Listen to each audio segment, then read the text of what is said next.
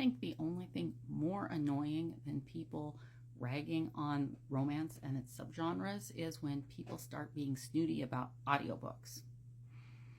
Because we are once again in the discussions that audiobooks don't count as real reading, or they don't count as real books.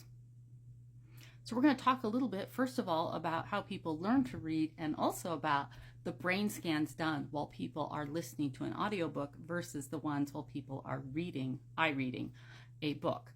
So adults, when we are reading, we are not worrying about word recognition or decoding words. Those are things that kids learn in primary school. My first grader is learning how to decode words, and she is learning word recognition. My fourth grader, for the most part, is no longer doing that. They're learning some things about Latin and Greek roots. They're learning some of the more complex things like prefixes and suffixes and how they affect the word and sometimes affect pronunciation.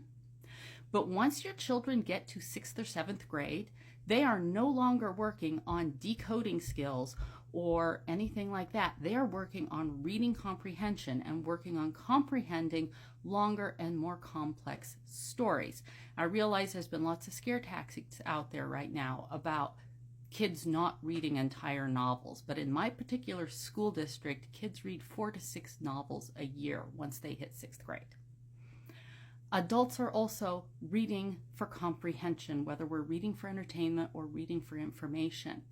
And studies done, actual scanning of the brain while people are listening to audiobooks versus those same people reading books, show that it lights up the same parts of the brain.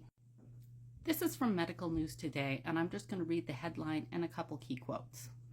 Listening and reading evoke almost identical brain activity. That's the headline. When they compared the somatic brain maps for listening and reading, the researchers found that they were almost identical.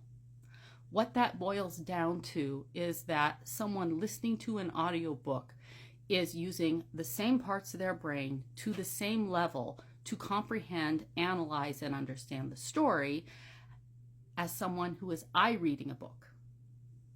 There's virtually no difference in audio listening to a book or reading a book, except how you happen to prefer it as a reader. Audiobook reading does the same thing for comprehension that reading does.